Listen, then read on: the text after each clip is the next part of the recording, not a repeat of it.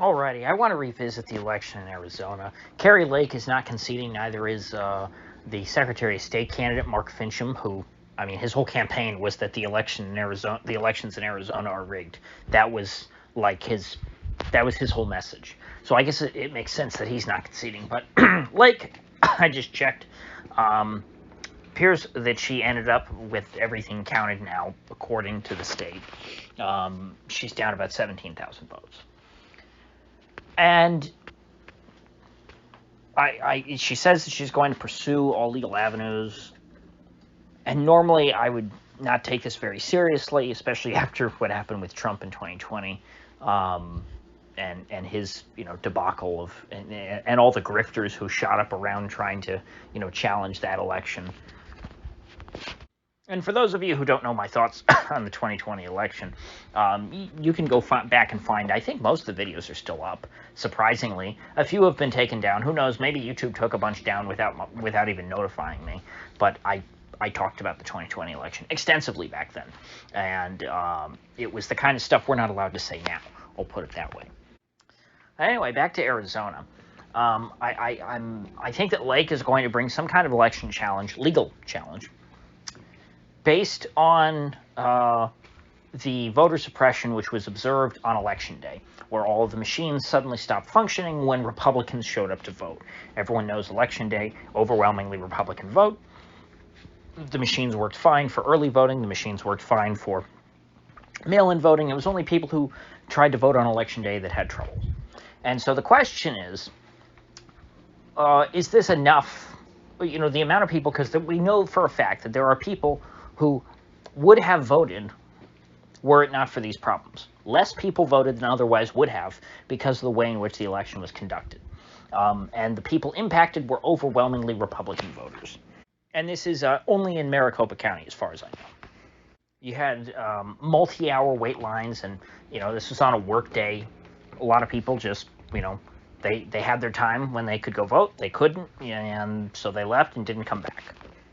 And so, at first I thought, okay, yes, that's obviously the Dems trying to hurt the Republican vote, but in this kind of environment, in a, Republican plus 4 million votes national environment, first-term incumbent, midterm, tricks like that should not be enough to swamp your candidacy. If you ran a good campaign, you should be able to overcome the margin of fraud. But in this case, when I consider how big of a county Maricopa is, there were 1.5 million ballots cast in Maricopa County. Is it such a stretch to say that 17,000 more Kari Lake voters could have gotten out to vote were it not for this voter suppression scheme? 1.5 million votes total in that whole county. And on Election Day, everything was screwed up. I think that 17,000 out of 1.5 million, let me do the math. I think that's about a 0.11% change. So it's, just over a tenth of a percentage, change. Meaning that in order for this voter suppression scheme for these, and you don't even have to call it that. Let's just call it a malfunctioning of the equipment, of the printers or of the scanners, what have you. You would only need that malfunction to impact the overall turnout by just over 0.1%. Does that sound so far-fetched?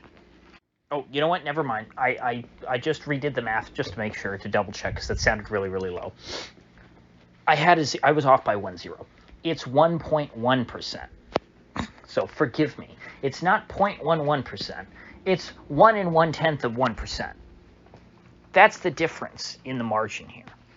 And so typically the way that election challenges work is that you don't have to prove the voters who were suppressed, the ballots that were screwed up or whatever, you don't have to prove how those people would have voted.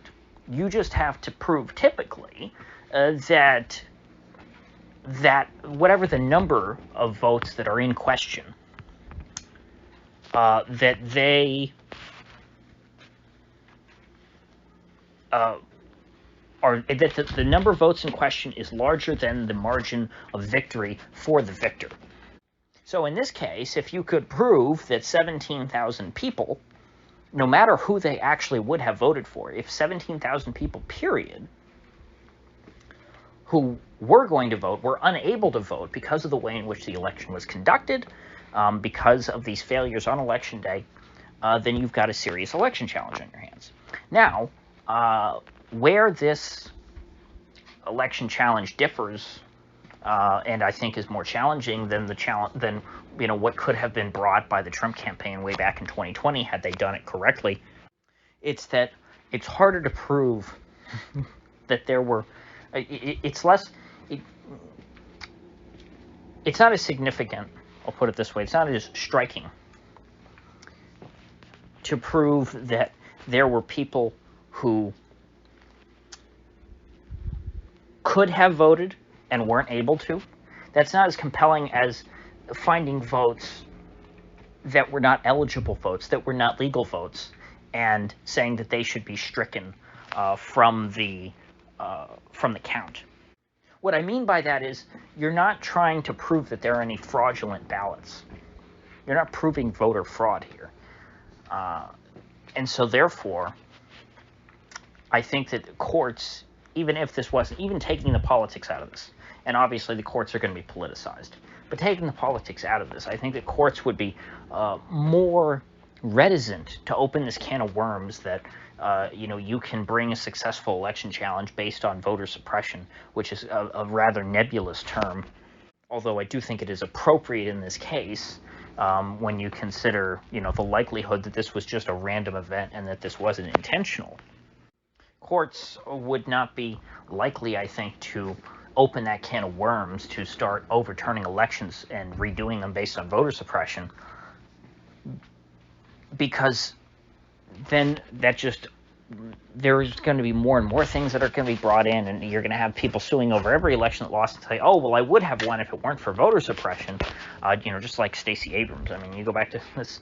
This is why, people called Stacey Abrams a crybaby and said, well, she said, well, if the Secretary of State of Georgia, Brian Kemp, who was elected governor, hadn't been running that election and hadn't suppressed my voters to maximize the turnout of his voters and minimize the turnout of my voters, well, then I would have won. That was Stacey Abrams' exact case.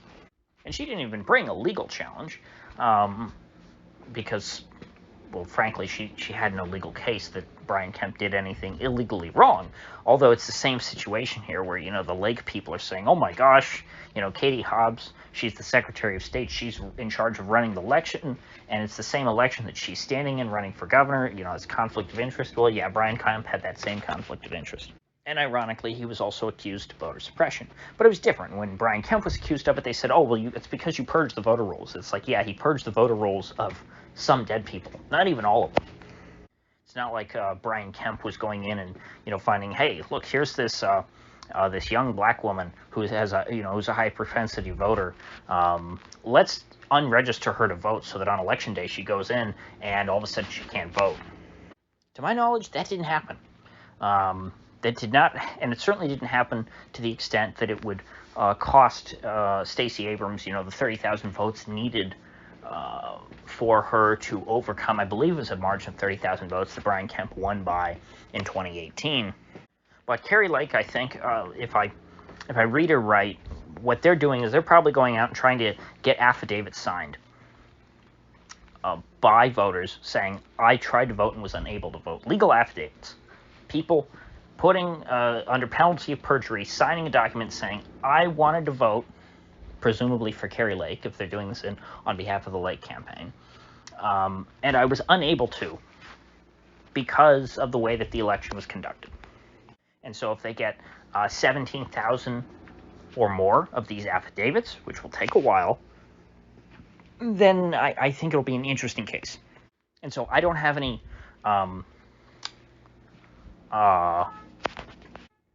insight into the Lake campaign. This is just there's a car alarm going off outside. I hope you can't hear that. This is just my interpretation of what they're doing. So now that I think about it, I do know somebody over in Arizona.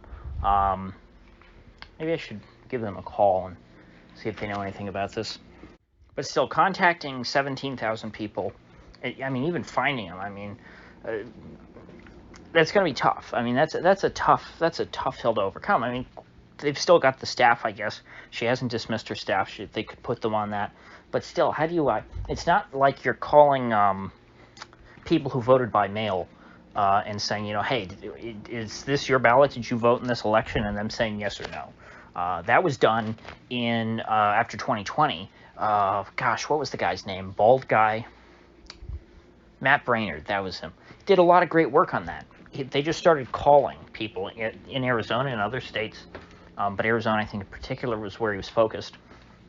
Calling people who, you know, had a cast a mail-in ballot and saying, hey, did you vote? And one of them was an Olympian who is actually who was training in Tennessee, I remember. And he said, well, no, I didn't vote in Arizona. I voted in Tennessee. And he was, you know, concerned because he's like, well, I don't want to be accused of fraud, you know, for double voting. And I think, gosh, was he on Tucker or something? He was somewhere on TV. I remember seeing him.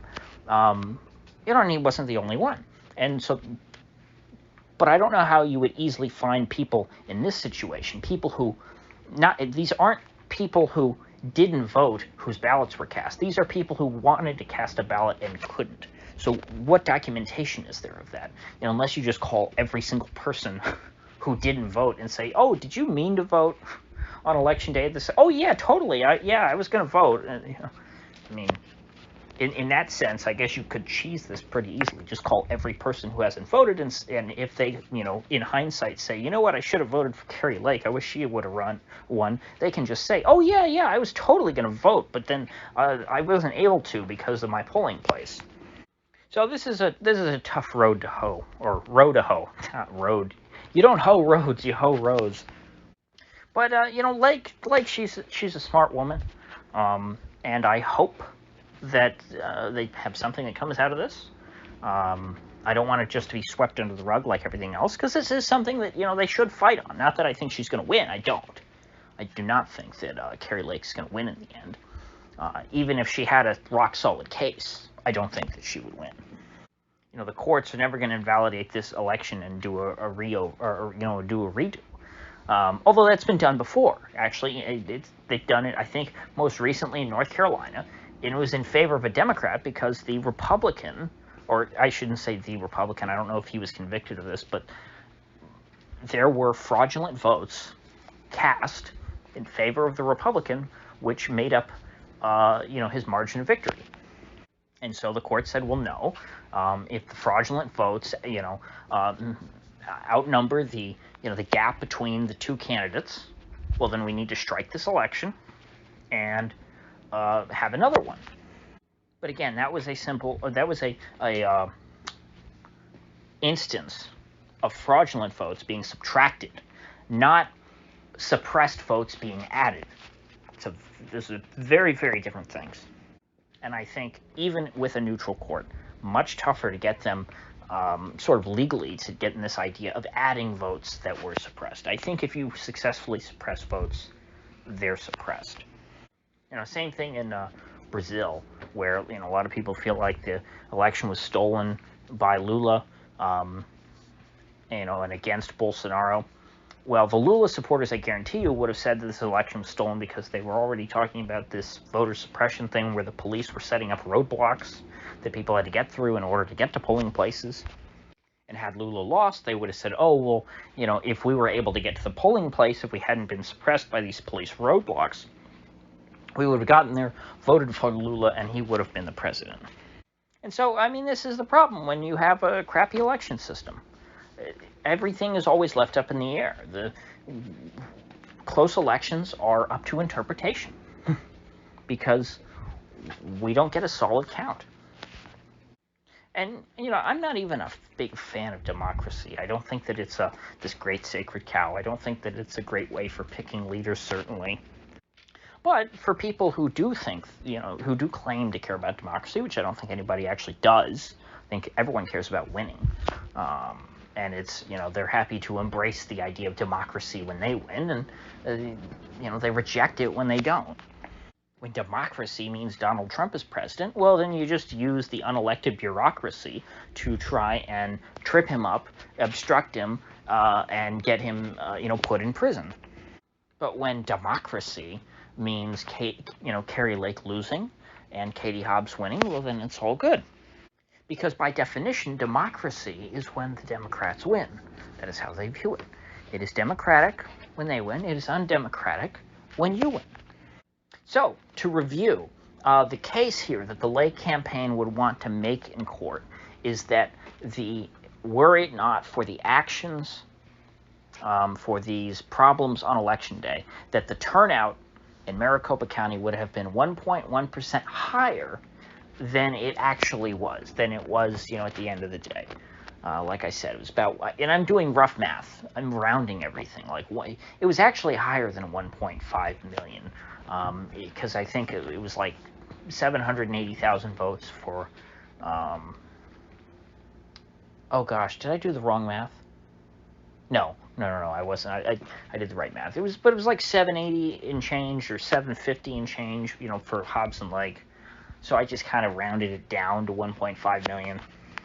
But you see the point here. It's not that big, but it's not a very big gap. And with all the chaos that we saw on Election Day, I think it's pretty easy to make that case. But it can be, I think, very, very difficult to prove. And even if you prove it, would a court care?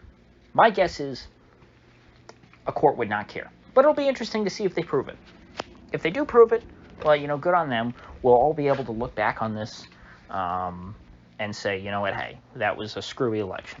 But then again, in the case of 2020, I won't say anything. You know what? I won't say anything more about 2020. So with that said, I will see you folks back here tomorrow.